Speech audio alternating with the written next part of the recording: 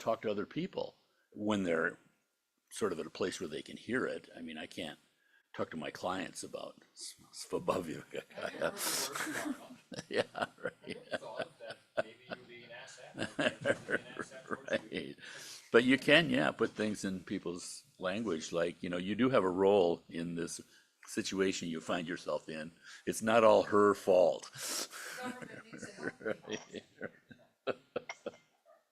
There'll be a law. Sorry, Frank, I'm sorry. It is like that. I'm just gonna say, I find it very interesting that people think they can regulate others to become good people. Right. I find that fascinating. Like, and then of course the core understanding of like, oh, so you actually feel like you need to be regulated to be good. Right.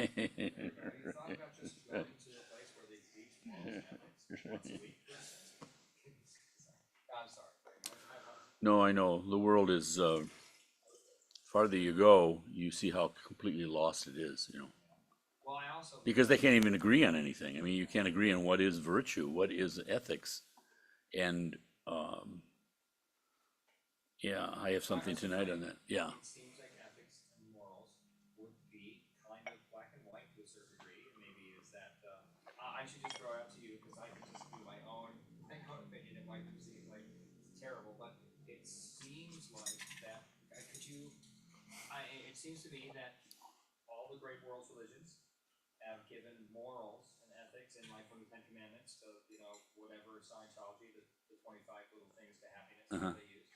It seems like if you just follow one of them, your life gets better, and it seems obvious that like things that Well, are. how about the Aztecs and human sacrifice? All right, all right. Well, You want to follow that? said that for a while. That seemed very detrimental, and it didn't seem like anyone were really into it except for the weirdos at the top, eating people's hearts. They killed 90,000 people in one sacrifice. How do they know that?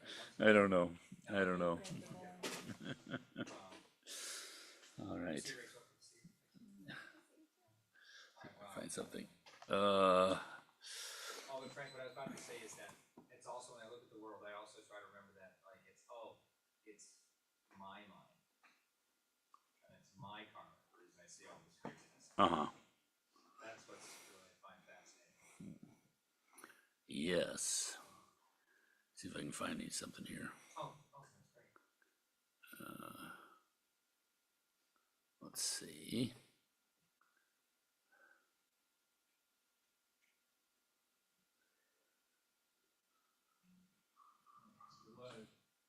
Okay, thank you. Let's see if I can find this.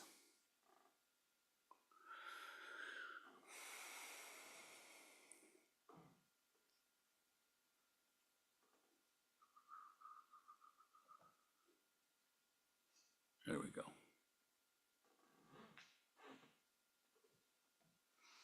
Okay, so good evening, everyone. Here we are, continuing this kind of, just a little tiny dip into the Tantra using the Tibetan Book of the Dead, and especially His Holiness Dalai Lama's introduction to that first translation of the complete Book of the Dead in English. Just because he's so clear and helpful in that regard, because it's very heady stuff, and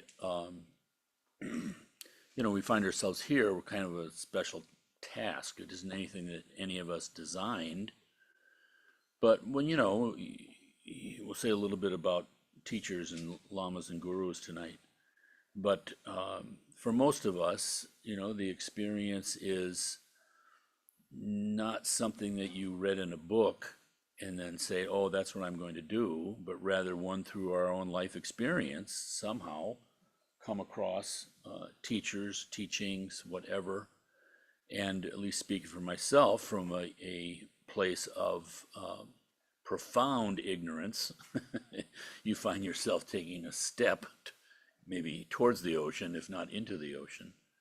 And so slowly, but of course we're evaluating as we go. There's a certain amount of faith, of course, to even open your mind to anything like this, even consider the possibility.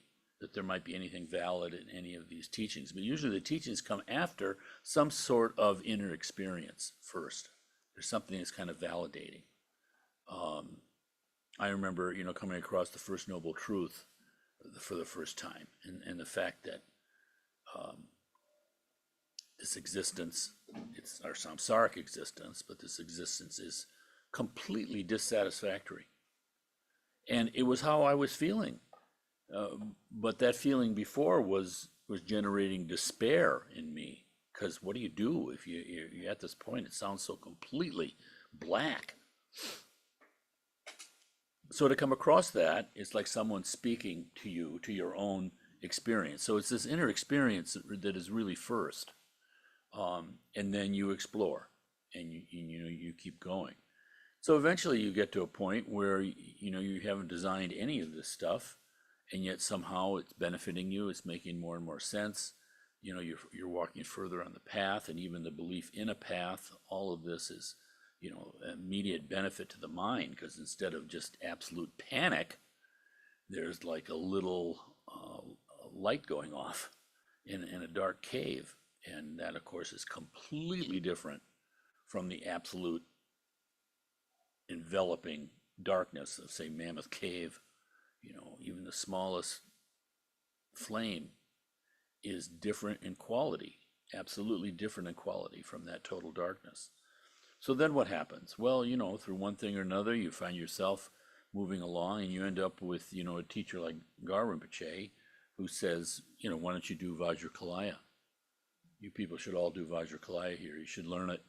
You should put it into English, even so you can use the tunes, learn all the instruments, so you don't have to depend on any Tibetans. What a brave thing, because there is kind of a cultural bias among the Tibetans too. Is like, you understand how it is. It's kind of like you're a PhD, or you're coming from a culture that has come up with Darwin and Einstein, and the next thing you're talking to people who don't know mathematics. There's kind of a natural kind of pride there, which can be an arrogance. Whereas the teaching is, we're all Buddhas. And a great being like Garwin Pache, I think that's where I can't pretend to know where he's coming from. But you see this complete openness, and not in some sort of, politically correct way at all, but genuine, sincere, speaking to your Buddha nature all the time. And, you're completely empowered. So something that seems like kind of very highly esoteric, why would we do something like Vajrakalaya? So we're trying to give a little bit of understanding of that because it's helpful for people to know. The most important thing to know is that this is the extraordinary, the unconventional Mahayana, but it's the Mahayana. There is absolutely no contradiction. This great practice of bodhicitta is the essence of it all. And that works in different ways. At one level, it's totally conventional. We can think about it in thinking terms. You can read Shantideva's great works, and we're gradually refining our mind in terms of distinctions, discriminating, knowing what is helpful, what's on the path, what isn't. This is a combination of our experience and our learning and our practice and our interactions with our lives, and certainly with teachers and sanghas especially. So you see that the language of the Tantra is the language of bodhicitta, but just using different terminology, you might say. So instead of talking about bodhicitta, we talk about the 5 certainties. And you're talking about seeing your teacher as being, an actual Buddha. Your fellow practitioners, people you've taken empowerment with, as being, great bodhisattvas. This time being timeless, the teachings being the stainless Vajrayana teachings, and this place actually being a pure land. So it gives you a basis, but that is bodhicitta. And this is what's so remarkable with that understanding, because you realize you're dealing in like pure wisdom, because in the end, it's non-dual. There's no separation between compassion and wisdom. It's just from the angle that you're looking at it, so to speak. So I think we have such a debt to the Tibetans because I can only imagine how overwhelming this must have seemed to them. I mean, in the 8th century. I mean, think about it. You're this wild, really barbaric people. Uh, you don't have a written language. It doesn't mean you're stupid. It just means that, culturally, very warrior-like, and those kinds of virtues and values. And to be confronted by something like India, I mean, two countries, India and Tibet, are very different. And for them somehow to transmit that teachings without becoming Indian, that's what's so interesting to me about it. They've got this great learning. You hear when Kempo teaches them, every syllable has meaning. And he's always looking at the English translation, and it's always a little bit disappointing to him. And I understand why. But for many Tibetans, that kind of, a good kind of confidence in their culture, but it can transmit to a kind of arrogance too, where, you can't let the Americans get too out of control here, because we have our own role to play in those misunderstandings where we want to fix everything immediately. We don't understand something, so let's just get rid. We don't need that. I mean, we're always setting ourselves up. That's a real kind of arrogance too. It's really interesting to me. We these days seem to be pretty sensitive, as opposed to the kind of cultural arrogance that just goes in and colonizes someone and does all that kind of stuff. Imperialism, it's a bad word now. But at the same time, many of those people who believe that's a bad thing, they're the ones who want to tell the Tibetans how to do it. We don't need the Tulku system. We don't need rebirth. We don't need anything. Instead of having this open heart. So it comes from the recognition, the first noble truth. That's where the Buddha started. And that's where we need to look first. And when you see that kind of dead end, where can I go? I can't see any way out of this. It just seems inherently dissatisfactory, so we just go through these frustrations and then, moments of happiness, and then you just die. Is that it? So from that kind of understanding, that kind of disappointment, really, this is what makes the heart open to it. It's like when you're sick, then you seek medicine. It's just the way it is. If things are going really well, you don't necessarily do anything to better your situation. You're just kind of riding on the crest of the waves. But of course, everything being impermanent, like the Buddha said, impermanence is the greatest teacher. It changes. And then maybe you're ready for that, maybe you're not. So, at any rate, I wanted to share something with you because in this vast system that got transmitted from India to Tibet, I mean, how remarkable, 1,500 years after the Buddha's teaching, this complete cultural development where the whole country at one point was Buddhist.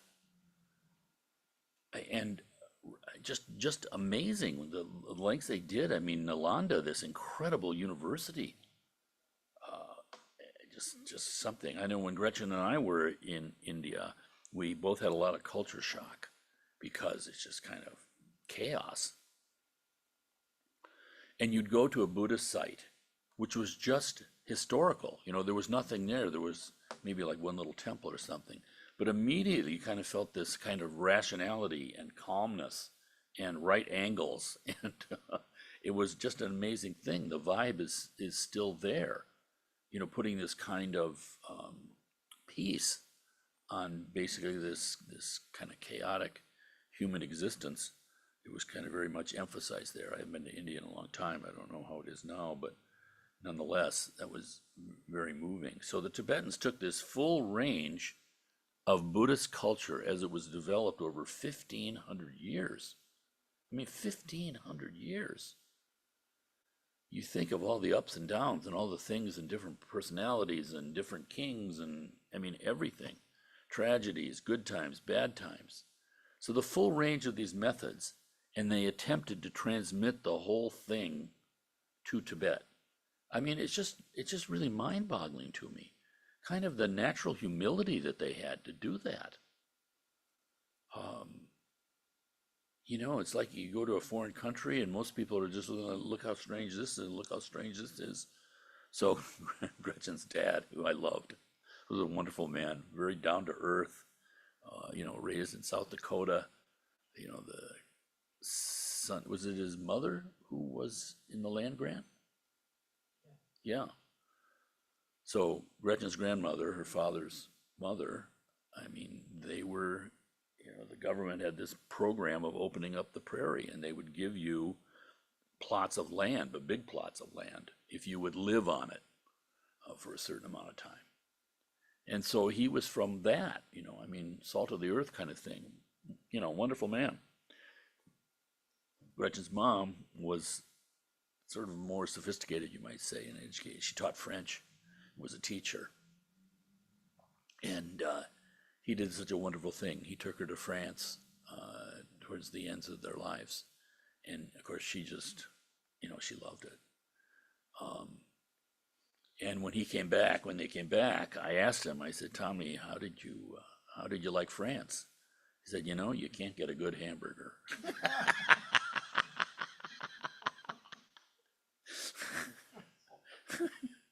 The Tibetans looked at India, and instead of saying, how weird, saying, we want that. And involving the kind of transformation of a people that it requires. I mean, the openness of this is just, as far as a population doing that, is just inconceivable to me. It's such a great human story and such an example for us. But, by and large, we see it as Shangri-La.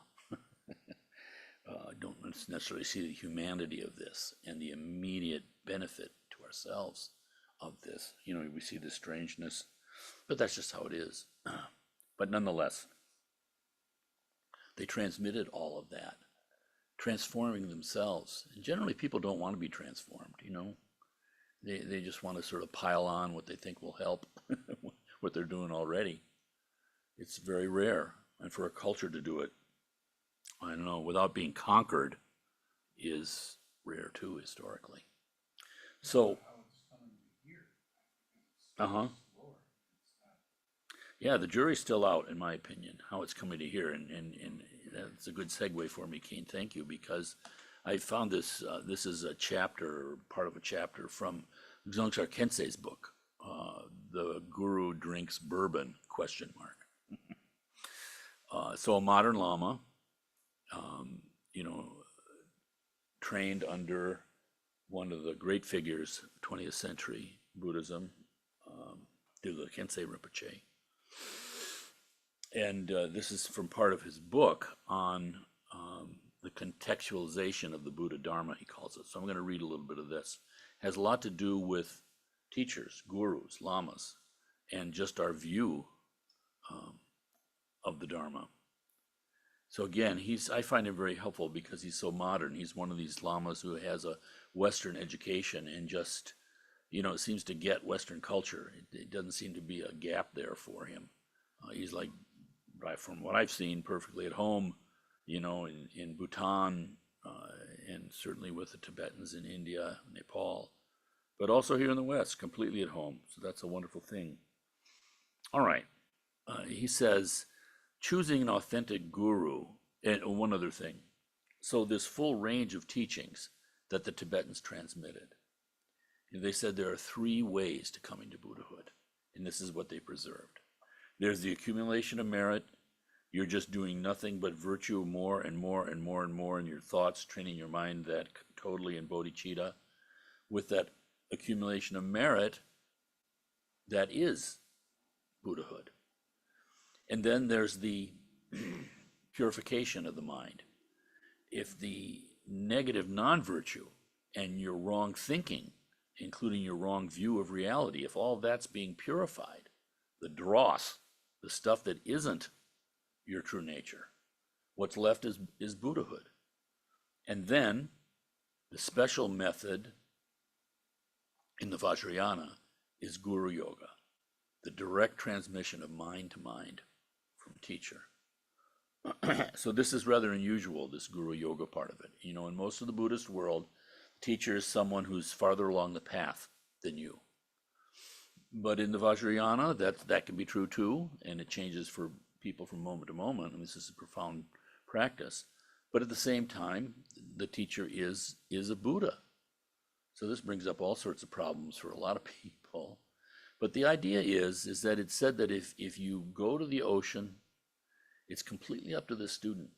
You know, if you go with a thimble, you'll take away a thimble full of water. If you have a cupful, bucket, but if you go with a huge tanker, you can take all of it. And then, of course, you can become the ocean. So this is mind-boggling stuff. But Guru Yoga is part of that direct transmission. And, you know, not part of our culture, to be sure. Raises a lot of intellectual questions for people. If you go to a university and start talking about guru, you know, guru is like a bad word. You hear this, even politicians throwing around the word guru.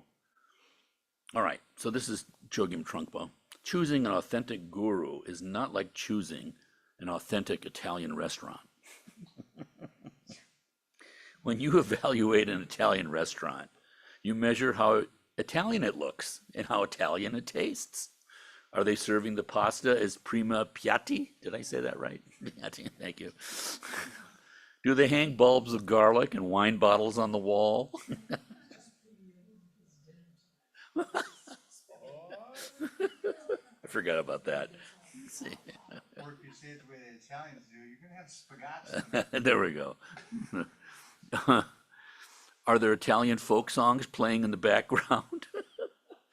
So this is wonderful about Dzogchen Khyentse, because this is how we evaluate things worldly. And there's nothing wrong with this, you know. But that's not picking a guru. But your choice of guru should be based primarily on his or her ability to reveal your Buddha nature, either directly or indirectly. Whether the guru does this using Tibetan methods or Chinese methods or completely invented method doesn't matter.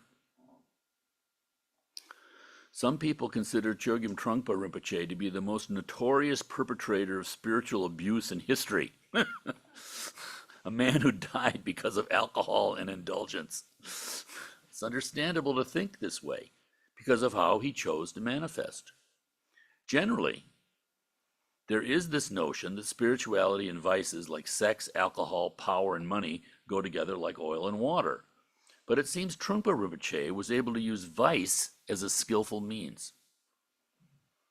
It's already mind-boggling, right? Sometimes you can tell the greatness of a teacher through the greatness of the students. After meeting many of Trungpa Rinpoche's students over the years, witnessing their seriousness, their veneration to the Buddha Dharma, their dedication to the Guru, I cannot dismiss them as crazy and ignorant.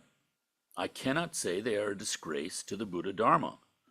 Just as some people are inspired by the Dalai Lama's humility, laughter, and nonviolence, many of Trungpa Rinpoche's students were attracted to him because of his outrageousness.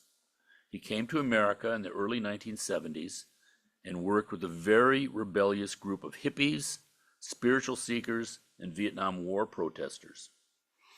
They were the least likely type to bow down to a khaki uniform. Get this back up again, sorry. Well, he ended up wearing a khaki uniform at one point. So that's what Rinpoche is referring to. Yeah, they were the least likely type to bow down to a khaki uniform, and yet Trungpa Rinpoche was able to work with them in this way. More than 600 families left their homes and jobs, especially in Boulder, and moved from all parts of America to some gloomy place called Halifax. So they moved to Nova Scotia. They created schools to teach wisdom and compassion. Their children grew up thinking twice before squishing a mosquito. Some of his students even became monks or nuns, exemplary ones like Ani Pema Chodron. And even long after he passed away, they continue having genuine interest in dependent arising, to meditation, to dependent arising. They value nonviolence and promote contemplation, and they dedicate a big chunk of their lives to meditation and retreats. And this community is not like the segregated Amish. Rather, they are very much blended into society. Their symbolic warrior discipline is directly and indirectly associated with dignity, courage, and enlightened society, qualities that part of the world gravely needed. Are there any serene, gentle monastics from Chogyam Trungpa's generation who have accomplished this much in the West? I'm still looking. I had a very heated argument when I was at Oxford University a few years ago with a member of the Buddhist Studies faculty. He simply could not understand anything Trungpa Rinpoche did from beginning to end. The British have this very romantic idea about ancient culture and wisdom, which is reflected in their academia.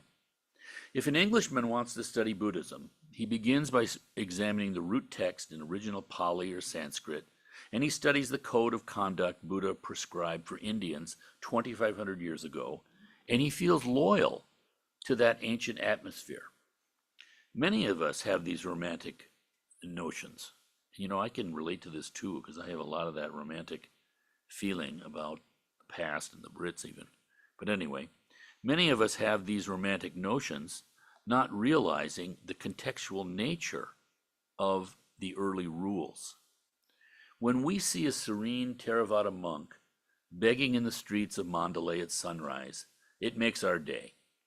But if the same smooth-shaven, maroon-robed man was seen begging alms on Kensington or on High Street next to the Hare Krishnas, it would offend the sensibilities of the uptight British. Removed from his romantic setting, the monk is little better than a pest.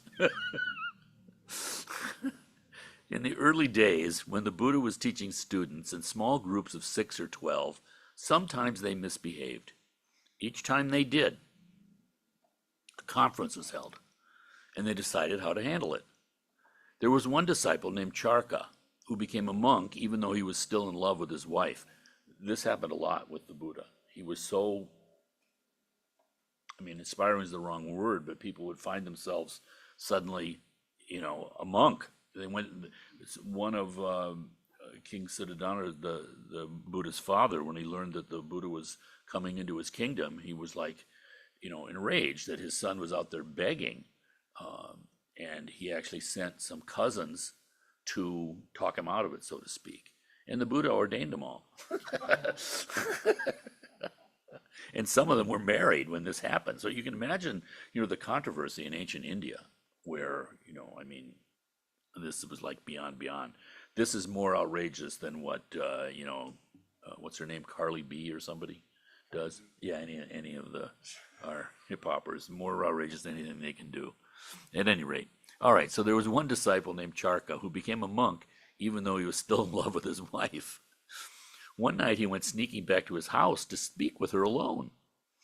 When Buddha learned of this, he created a rule that no monk should sit alone with a woman. But Charka couldn't stay away, so he went sneaking back again. Only this time, when he talked with his wife, he made sure to say standing, because you couldn't sit alone with a woman, right? So he stayed standing. I love this is so human. So a no standing rule was created. But then he went back once more and talked with his wife while he was walking around. So he wasn't just standing, he was walking around. So another rule was made. And this is how the many volumes of the Vinaya came about in such explicit detail. So again, we sometimes see in the text, they talk about the 3 baskets. The sutras, spoken words of the Buddha. There's the Vinaya, the rules of comportment. And those are both individual for monks and nuns, for lay people, but they're also for communities. Very interestingly, when the Dharma went from India to Tibet, they didn't adopt the communal Vinaya rules. And they also changed a lot of the individual Vinaya rules for things that he'll say in here. But I thought very interesting in the communal. Why? Because the political structure was different.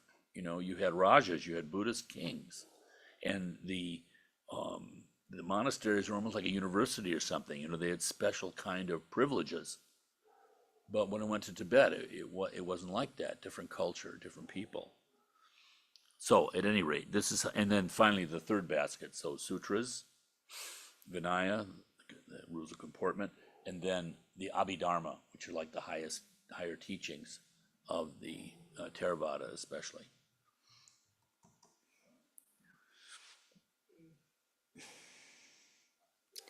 These rules and codes all came about as a requirement at that time and place. None of them is related to the truth. They were just guideposts that people of that Sangha needed to help them stay on track to the truth. The word Vinaya in Tibetan is dulwa, and it means anything that has to do with taming. Guardrails and leashes can help with the taming process. Of course, not all rules apply to everyone. Like monks should not eat after midday. What if a monk is sick and needs nourishment? Or monks should not wear garments above the waist. But what if they live in the Himalayas? The monks of Magadha didn't need to wear woolly vests or sweaters. But if the Himalayan monks had interpreted this habit as a strict code of conduct, they would have frozen to death. Or monks must walk gracefully and gently. But what if the building is on fire? Walking gently becomes less important. So the person, the place, and the time all need to be considered. My English friend seemed to have forgotten that after Buddha offered these rules and regulations to his immediate Sangha, he said the Vinaya will have to be determined by time and place. Aside from the 4 root vows abstaining from sexual misconduct, stealing, killing a human being, born or unborn, and major deceit, there are no rules that apply across the board. The point is to work with your mind. The point is to uncover your ego, your assumptions. Chogyam Trungpa Rinpoche needed to discipline his students so that they were not distracted and had a direction. Morality leads disciples like a beacon, but he knew he could not merely impose the rules of ancient Magadha on post-Vietnam War hippies. His instruction to these hippy-dippy students to wear suits and ties was a modern-day version of instructing monks to wear robes. The point of following Buddha's words is not to put on a costume party. The drills and uniforms were a timely method.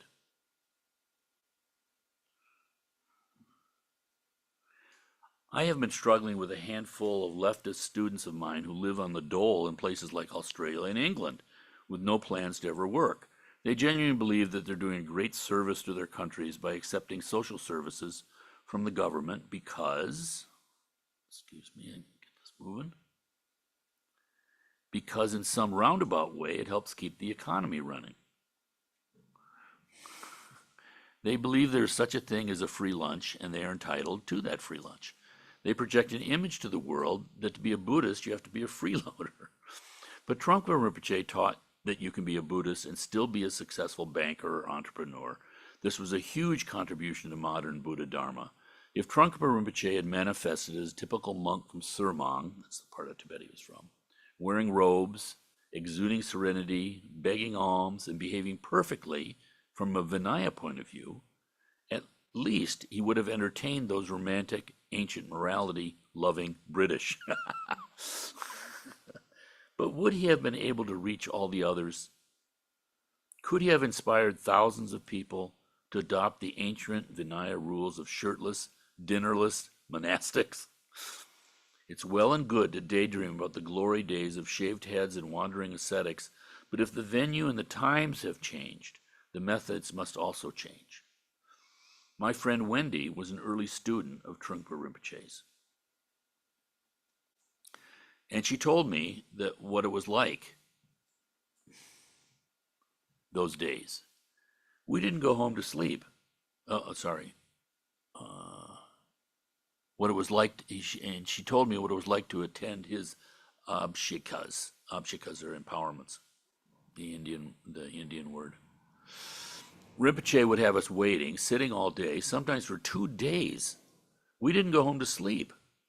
For Vajrayana teachings, we could be sitting until well after midnight. I don't recall ever sitting any less than 2 hours before teachings began. Now, one might think he was acting like a madman, but looking at his methods, we see that the ambiguous start times gave students time to think and provided ample opportunity for frustration and boredom to arise before they entered into something very profound. It was too late for me to see this as crazy, said Wendy. I longed for the atmosphere in which the teachings were expressed, proclaimed, illuminated. It was difficult, grueling, irritating, all of these, but it seemed to be all of a piece. Now, isn't this better than other lamas who arrive promptly as advertised in the pamphlets and give the highest tantric initiation to anyone who has paid for a ticket, like it was some kind of Broadway show? Can't say no. Outsiders might think, sorry, I'm still fiddling with my computer all the time. Outsiders might think the followers of Trungpa Rinpoche sound like fanatical, idiotic cult followers who were lured by a charismatic leader akin to David Koresh. But all you have to do is to look at Trungpa's legacy of books to see what a great and benevolent master he was. Even if something is seemingly simple as his choice of words, his terminology is so telling. He was teaching concepts like your nature is the Buddha to an audience with strong Abrahamic influences, whose reference points were concepts like sin and heaven and God. How do you insert the idea of Buddha nature into the heads of people like that? He came up with the term basic goodness. It's a brilliant choice of words that could have come only from someone who had not only knowledge but confidence, compassion, wisdom, and a karmic link to the Dakpo Kagyu lineage. We're the Dakpo Kagyu. Dakpo is the region that Gampopo was from. So all the Kagyu, all 12 schools are the Dakpo Kagyu. So it's a brilliant choice of words, basic goodness, that could have come only from someone who had not only knowledge, but confidence, compassion, wisdom, and a karmic link to the Dakpo Kagyu lineage that can be authenticated and traced back 2,500 years. In years to come, people will come to realize and appreciate that Chogyam Trungpa Rinpoche never claimed to be a prophet or a messiah. He simply claimed to be a follower of Shakyamuni. This is his single most important quality. He was proud of his Kagyu lineage, the meticulousness with which he invited the 16th Karmapa and Kyabya Dilgo Khyentse Rinpoche to Boulder, the way he presented them to his disciples. This kind of humble devotion and scrupulousness is not a David Koresh thing to do. And these devotees are no dummies. They are productive members of society, doctors, lawyers, psychologists, with acute critical thinking skills. They have had many opportunities to encounter other seemingly well-behaved teachers in their lifetimes, but their hearts are still with Trungpa Rinpoche. They chose him not just because they admired him, but because of what he taught and what he did to inspire them. So I think that's very valuable for us, because it's easy, with all these terms, to kind of get lost in the seemingly strangeness of it, and forget right here, right now. But in return, he truly trusted his students. Tibetan lamas who have authority don't really trust outsiders to take the lead. So Trungpa Rinpoche appointing a Western regent was a brave move ahead of its time. It made such an impact, giving students hope that maybe one day they could be accepted, maybe one day they could play a part. So to be savvy at choosing a genuine tantric master takes much more skill than being savvy at identifying a genuine Italian restaurant. You have to be a critical thinker, able to temper the surge of feelings and emotions, yet also be open-minded and courageous enough to appreciate those feelings and emotions. Presented with a half-drunk, half-paralyzed man in an army uniform who has no legitimate army and who remains utterly silent for hours, your head might say, he's crazy. But if you already know what you want, and you're persuaded by what he says, not how he appears, and if you're open and courageous enough, an unstoppable longing just might take over your heart. And with an incredible sense of trust, you will plunge into the arms of this strange man. Okay. I think that's very valuable for us. Because, it's not based on outer appearances. We're all living in this realm of outer appearances. And, the courage and confidence it takes to trust your own heart. There's that spark. And yet all of us are in this situation. Samsara is, cruel. And it's like we immediately look for, some outside authority. And it's not to reject outside authorities, but like you said, you have to be, you have these surges and emotions and feelings. You don't reject them, but you don't completely accept them either, too. You have to be intelligent, he's saying, with all of this. Because from the outside, it can look all wrong. Family can reject you. You can have all sorts of people who seem to accept you, and yet they don't understand. They're doing it for some other reason. I'm not speaking of our Sangha, but I just mean the greater society. It's like that article I saw in the Wall Street Journal about 20 years ago. So we just happened onto this, and you're starting to learn a little bit about the Tantra. And then in the Wall Street Journal, there was an article on some guy who was selling, tantric sex weekend for like $8,000. Meanwhile, we have Garum Shea come to town. You got 100 people show up. So it's not relying on some outer authority, but we have these great teachings and lineages, and it's so helpful because what can you do? You can investigate. You can try to understand. You can pound on your doubts. You don't have to hide them. And of course, that's what comes out with real experience. And that's such a different thing. It's such a different thing. It's like a mother with her child. The mother's been through something 100 times. It's brand new to the child. Like riding a bike or whatever it is, playing a musical instrument, reading a book. The mother's been there. She's done it a million times. She knows, and she knows that she knows. So that's real help. That's real help. When the child's dealing with its doubts, its insecurities, all sorts of things, that's the real help that one can do. Basically, your own experience. And of course, in a way, it has nothing to do with level of education. It has nothing to do with wealth. It has nothing to do with gender and sexuality. It has nothing to do with nationality. It has nothing to do with ethnicity. It has nothing to do with beliefs. It's just really about reality.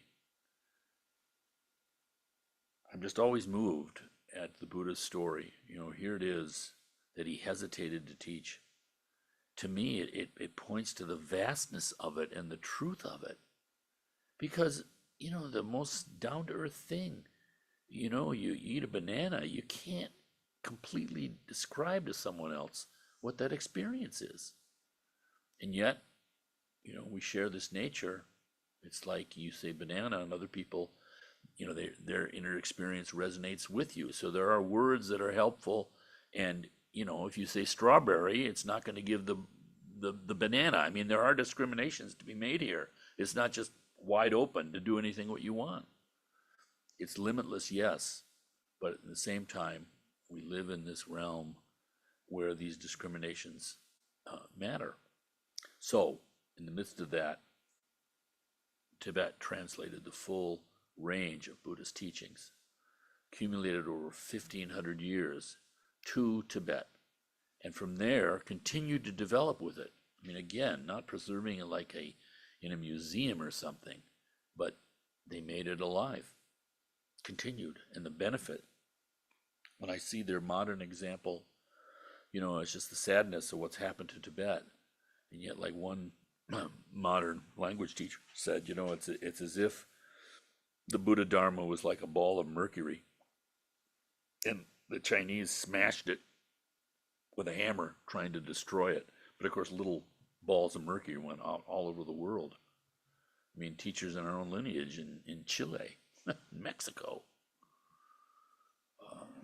And then, we have the example for sure of Garum Rinpoche, who was just, he doesn't speak English, and yet completely no problem with the culture.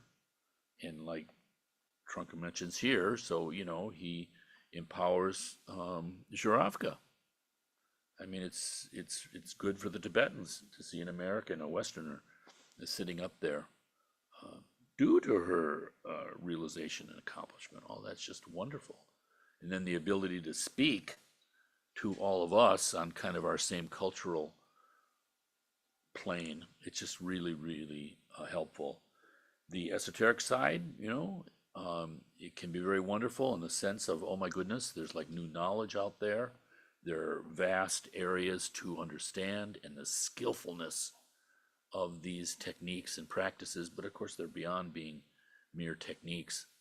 It is all a wonderful thing, but it has to be there with the down to earthness of we're working on our own mind.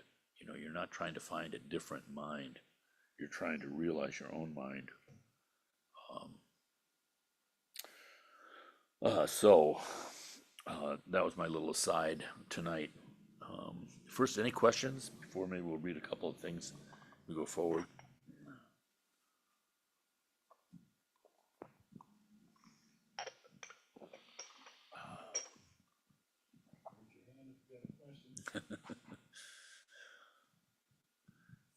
Don't have to be questions. It was more kind of a comment, and because of the theme and who you chose to speak about tonight, I think there's a lot of anxiety people have regarding how do you know that you're studying with people of pure heart and pure intention, because in the West we are also very capable of putting our belief behind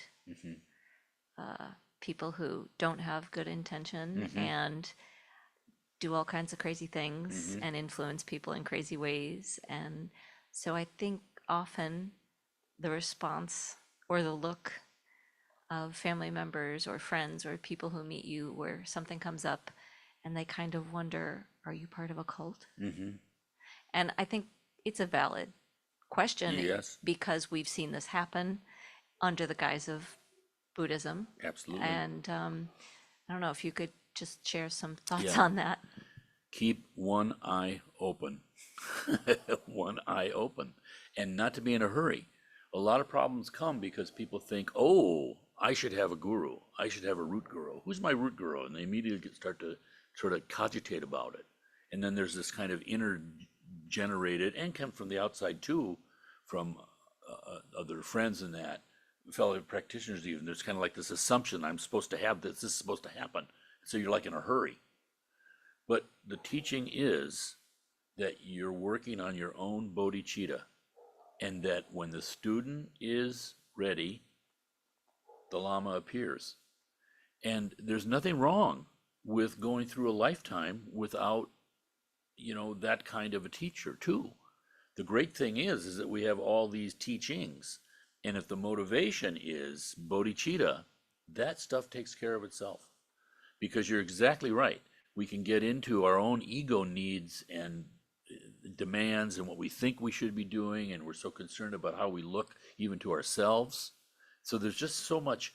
But the other thing is that even making those mistakes, it's all right if we're working on bodhicitta, because then a relationship with a teacher can even change, and it can be, oh, I sort of anointed this person as like a root guru or something, but then something else happens. The example is Milarepa. Here he was, killed all his relatives, had severe regret, and felt like I've really blown it. I'm going to hell next for all these people that I've killed, including people in my own village. And so what does he do? He finds a Dzogchen master, a completely qualified, great teacher, and then completely misunderstood that man's teachings. And so he just spent the whole time sleeping around, thinking, well, I'm a Buddha, I don't need to do anything.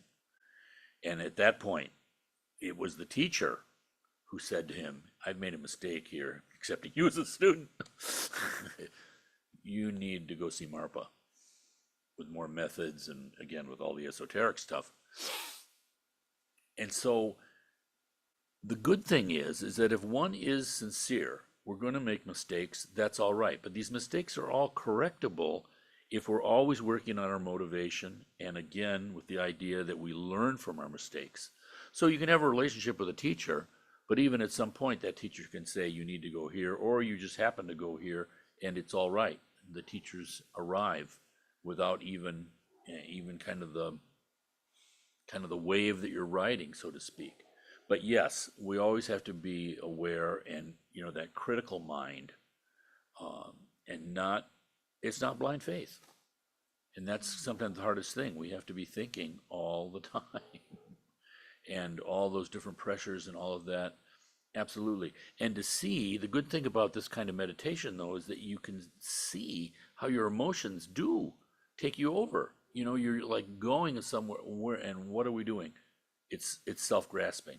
We're grasping at some way that we think is going to, calm our inner agitation, when all we have to do is the practices and not be trying, so to speak. So that's always the paradoxical thing. I mean, we have these aspirations and we practice in that way, and yet at the same time, that itself is actually an obstacle. These kind of conscious, conceptual aspirations we have. It's just the cruelest thing, what we do to ourselves. Whereas in our natural state, none of that's there. But in practicing in that way, it's all right. It's like they say in the Pure Land, you're speaking Amitabha's name again and again and again with the desire to be born in the Pure Land. But it will happen that suddenly a moment of clarity, you even stop that motivation, and there's a pure moment of the Pure Land. So it's kind of like that for us too. We have to work, and yet at the same time, enlightenment is kind of like, the ripe apple falling off the tree. It just happens naturally, and not through our manipulation or any kind of ego strategy or whatever. In some ways, practice is kind of like exhausting the ego. You can do it for all sorts of. We can't help it. We have all sorts of, ego confused, mixed into everything. But in terms of, being careful, that's why it's helpful to learn the teachings, especially the ethics. It's interesting to me how the path of perfection, even before ethics, the first perfection is giving. And that's so interesting to me that, just to crack that complete selfishness, just even a little bit, and then learning about more and more and more giving. So the heart is opening up, and then it takes us to the ethics. Because so much, especially I think in our Western traditions, it starts with this heavy ethical thing, the Ten Commandments or whatever, and there's this kind of heaviness to it. Whereas Buddhism is always light, free, and moving, is the true ethics, really. And I think there's something to said about that order, starting with the perfection of giving others who have material needs, then greater yet, giving others protection from fears, and then finally giving the Dharma. I think it's one of the most powerful things that is generally not recognized, for basically us in the West, is that just participating and whatever contributions we make, I'm not talking about money, I'm talking all the things that we do, just being supportive and a member, it's like the giving a Dharma. It is just remarkable. People come in here one Sunday, never see them again, but just by being here, showing up, they've been given the Dharma, the highest form of giving, something that lasts more than one lifetime. So it's rather remarkable. But yeah, one eye open, and to have trust in the actual process, the teachings, and we do that, and always working on our motivation, always just trying to practice properly, sincerely. It'll take care of itself, but not to be stupid, for sure. Yeah. Little personal story there too, because, Gretchen and I came to this, or at least not to the Vajrayana, but to Buddhism itself, before the Dalai Lama won the Nobel Peace Prize.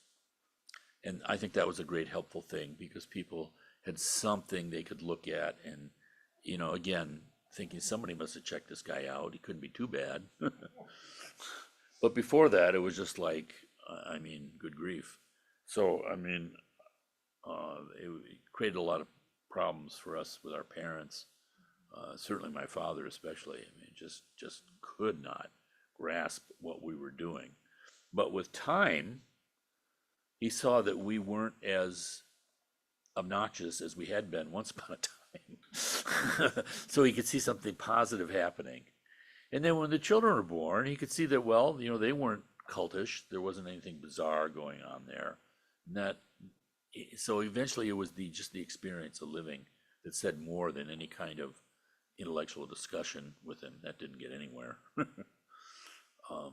But yeah, keep your eyes open, one eye open always.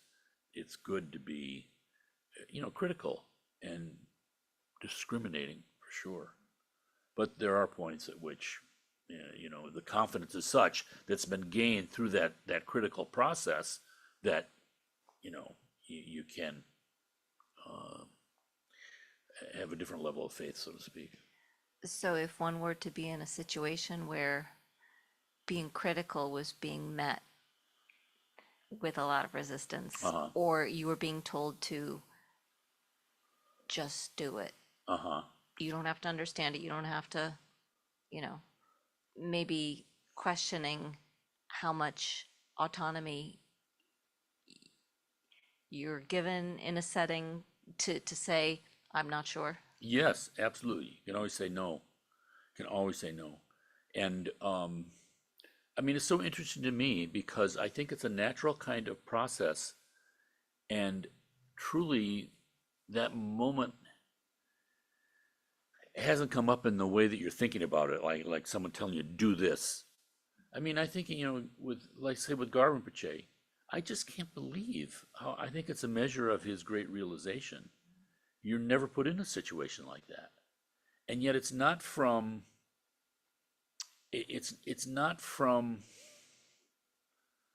um, a lack of involvement with the student. It's like knowing. That's why I think there's great realization there, because it's knowing. It's like with time, you see some incredible kind of rigidness that you had in a certain way, and you're thinking to yourself, "Oh my goodness." I mean, I'm sure he saw that 20 years ago, but never said, "Why don't you get rid of that?" It doesn't work that way. It doesn't work that way, and that's a great teacher. I'm sure there are times when it can be like that. I mean, for instance, the Milarepa, here you have Gampopa, obviously realized some realization already, and this tremendous monk, former doctor, and, with strict vows, one vow not to drink alcohol. And he meets Milarepa, first meeting, Milarepa gave him a skull cup filled with alcohol and said, drink it. I mean, tremendous problem immediately. But of course, that was Gampopa. He was realized already in a very deep level, and Milarepa extremely skillful because he was perfectly realized. Um, so yeah, but not to give up your critical mind. And I think, when I look at myself, the little experience that's there, it's this whole process of, like I see the support that Garvin Pache has given to our efforts here. And again, not in any kind of organizational way. We're not part of his organization, but the sincerity of it. When I see those pictures of him teaching in Taiwan, and you see some auditorium with like 5,000 people there, and then why are you coming here? There's no reason to it except a pure spiritual intent, I easily believe. So those common efforts that we have, those are the little moment by moment difficulties of faith, you might say. Should I really do this? Should I not do this? This is not worth it. It's too much effort. Look, nobody's showing up. All these kinds of things. And for going through those things, that's a purification that happens by a great teacher can put you in that situation. But yeah, Trungpa is such a great example because his outer appearance was so outrageous to so many people. And yet it's true. You see the effect of his students. I've met some of his students, some of the people who went to Halifax. And yeah, wonderful. Down to earth, sane, not cultish at all. And so that's kind of an indication too. Something I noticed with the Tibetans in general, to tell you the truth, because even, and I'm not saying it was a cult, but in my time with the Zen Center, it was very kind of in group kind of feeling. And so people start developing their own special language and terms, and there's all these methods that you sort of communicate that I'm part of the group. And it was interesting to me because when I stumbled into the Vajrayana, that wasn't happening. It was so wide open for you could be any kind of a personality or whatever. There just wasn't that in-group feeling to it. So that's helpful. But that was part of my critical eye looking. I was very distrustful because just emotionally I found myself in it, and I couldn't deny that I was doing the right thing by sort of jumping into this, but at the same time, I just had so many critical thoughts, and that was fine. No one ever said stop thinking like that. They just let you work through it. It's healthy. And the other thing is the humor. If the teacher has humor, that's a good sign. Yeah. Gretchen, microphone. Yeah, and I think that that there are times when if you are keeping your heart open, the answer just comes in terms of the root Lama, that suddenly with a real certainty that so and so is your root Lama. And I can say that in the early days, there was the founding Lama here, was a major influence, obviously. And he had a Western nun who would say, just to new people coming, just wait till you meet him. Your whole, you'll just start crying and you'll have all these amazing experiences and stuff like that. And I used to think, oh my gosh, I must be really, nowhere, not a good student or anything, because that never happened to me, right? Loser. So, I mean, that's when we were brand new to Vajrayana, right? But I nevertheless, felt like he was a very important teacher to me, and I kept going to the teachings and listening to him and following him. And then along the way came Garchen Rinpoche, and they were, from the same lineage and Garchen Rinpoche, they were friends, they knew each other. And it was 8 years after having worked with Garchen Rinpoche, who was coming a lot because the other one wasn't coming, and he was helping us stay alive, basically, and teaching to us in the absence of the founding Lama. And then there were questions, and then some questions started arising, and some strange things started happening and everything. And anyway, then this founding Lama came for teachings. It was 8 years after we had started working with Garchen Rinpoche. And do any of you remember that prayer that we sing before, that we chant during POA, before we start the actual Lama Kenno? Yeah, calling the Lama. It's almost, yeah, it's like a calling the Lama from afar. And it was at that moment, I mean, Garchen Rinpoche wasn't even here, but the other teacher was, and it was almost like over those years, I didn't, I felt like if I were going to say, oh, I'm just working with Garchen Rinpoche, it was sort of like being disloyal or something like that. But that prayer, just all of a sudden, something arose, and I had no doubt who I was calling to. Then I had an opportunity a few months, just shortly after that, actually, to go out to Arizona with Megan. And the two of us were out there, and we met with Garchen Rinpoche. And at one point, when we were through talking about a lot of stuff, I looked him in and I said, this Lama was I know he was a very important teacher for me. But you're the Lama in my heart, and I started crying. And I felt like he was almost jumping for joy because he had known all along, right? And Megan and I talked about it later, and she had felt the same thing, that he knew as soon as he met us, in 1997, his first visit here, he knew, because that's what he was doing in those days. He was traveling the world looking for his students. I mean, he said as such, he was gathering his students. And it took me that long, but then there was no doubt in my mind after that. And it doesn't mean you have to completely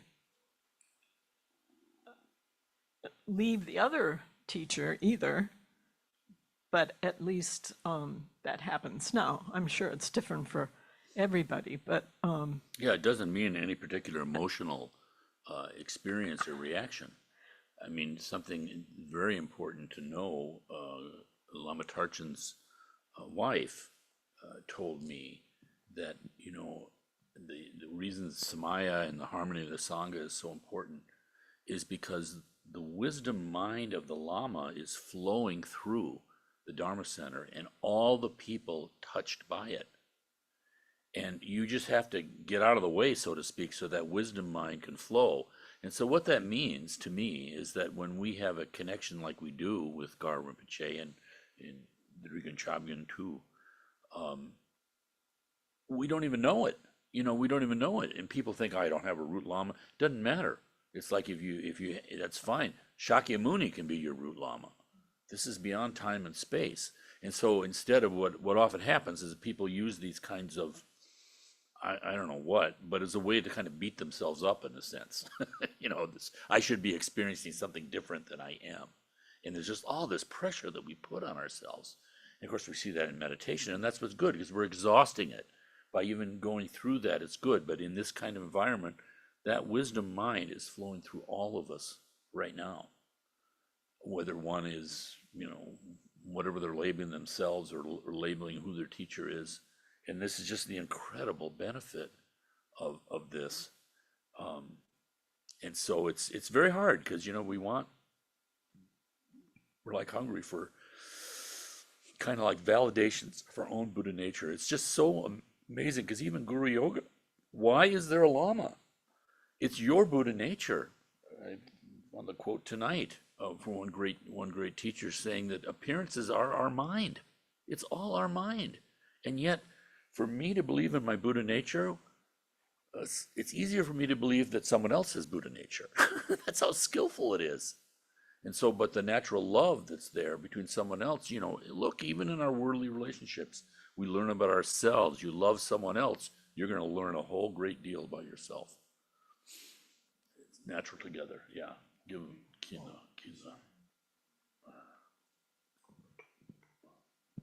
You're just reminding me that, like, in the beginning, I wasn't even looking for this place. Mm-hmm.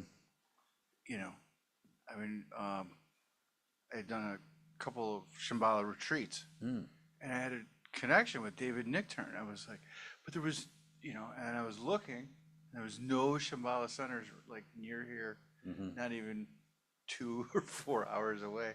And a couple of times I'd gone into the bookstore in the old place was, you guys had like the open house there was like so kind of like open because, like here it's kind of hard because everyone's got to go Right. through the church and everything. There it was just like, and then stuff was out on the street corner, right? And I'd gone in there, but I was afraid in the beginning. And then it took going to those couple of those Shambhala retreats to say, all right, I got to go here, So, and I had gone to the thing that struck me the first time that I came here was, had been to when the Dalai Lama was in Buffalo. And a couple of interesting things, happened there. But let's see, the first Sunday that you taught after that event, you were describing something that I had also thought was interesting, because I guess it looked like at one point it was gonna rain, but then it didn't rain, and there was that hawk Oh, that was flying over, and mm-hmm. it had meant something to me at the time. But then when you told that story, it was really, I'm like, okay, I'm in the right place. Yeah, there you go. Yeah, I know. It says in the Lotus Sutra that bodhisattvas will spring up out of the earth, and it's literally true. We just have to work on ourselves and not worry about any of these things. We have aspiration for sure, but it's again, the essence is bodhicitta. We're working on that again and again and again and again, and it's rather humbling. But you're being honest with yourself, without all the pretensions, without all the false prides, all of that stuff. I mean, it's a process stripping you away, and it's unlike the world where we think we're going to accumulate all that stuff. That's our way to happiness. It's just to be, I can be the most arrogant son of a bitch in the world, and I win. We've gone in the wrong direction. All right. Anyone else? Or we can conclude. All right.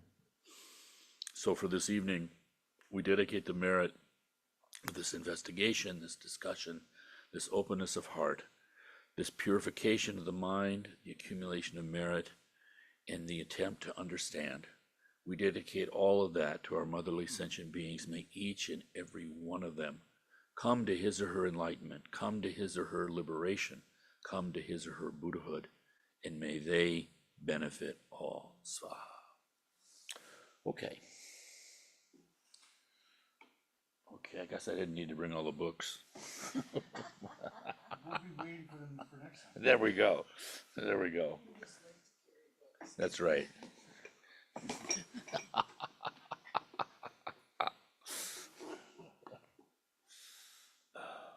gonna have the books and they're not with you. I like coming up with Yogi Berra. Yeah, right. I have a friend who's a Mets fan, and last night I texted him, all my college buddies have Yeah. different teams that they would. Yeah. And one is clearly a Mets fan, and I'm like, Jimmy, what the Mets? Because like They're having a bad year. Oh yeah, it's really bad. But then I texted, let's see. One of the funniest Yogi Berra was, well, if no one's coming to the ballpark.